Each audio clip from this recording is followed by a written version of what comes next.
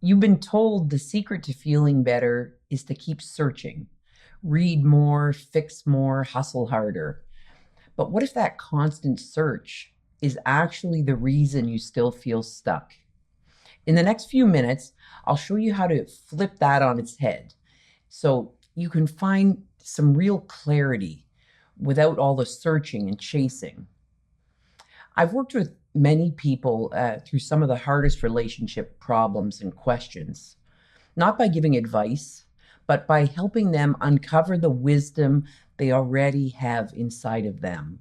And the surprising truth is the moment you stop trying so hard to find answers is often the exact moment that they show up. One of my clients, she came in with a long list of pros and cons about whether to stay in her marriage or to go, separate, get a divorce. She had a full list. Looking at this list did not help her to feel peaceful at all. She came in completely caught up in whether to stay in her marriage or leave her marriage. Like, she had lists, timelines, pros and cons. She'd done a lot of thinking about this. But all that note taking and all that thinking really just made her feel worse. It made her feel worse every time she talked about it, every time she read the lists.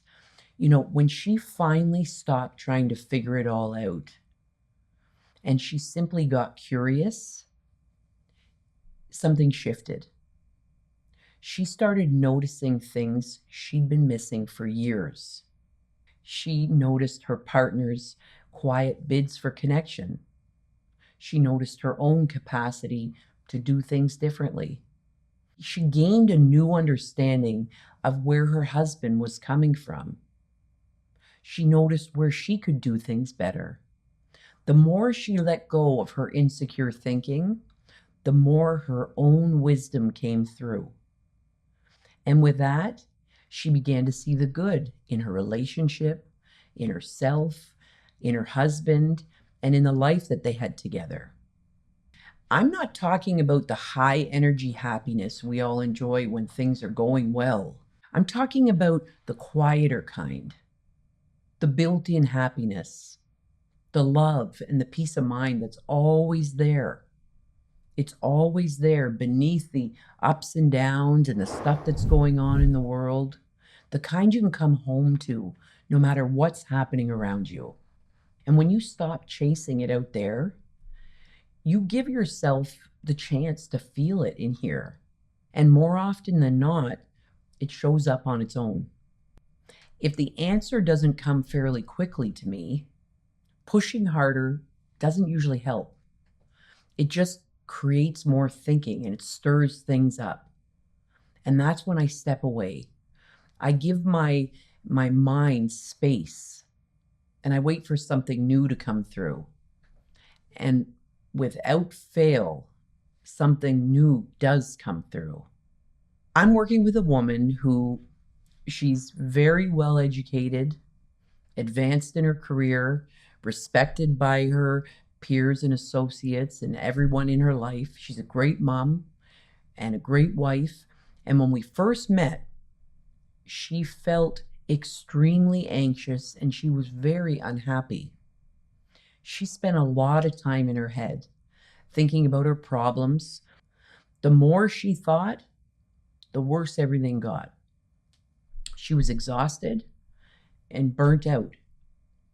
And then she tried something different. Instead of wrestling with her thoughts, she began to let them pass. And over time, she has noticed a new sense of calm in all areas of her life. The way we think shapes how we experience life. You might get this intellectually and think, yep, that makes sense. Well, it would make sense to a 5-year-old. But when you actually see it for yourself, when insights land and your life starts to change, it really does feel like magic. You'll find links in the description if you'd like to connect for a conversation, or if you want to explore more resources to help you seek clarity for yourself. So in this next video, you'll see why the spark can fade, what might really be going on, and some ways to bring back connection without forcing it.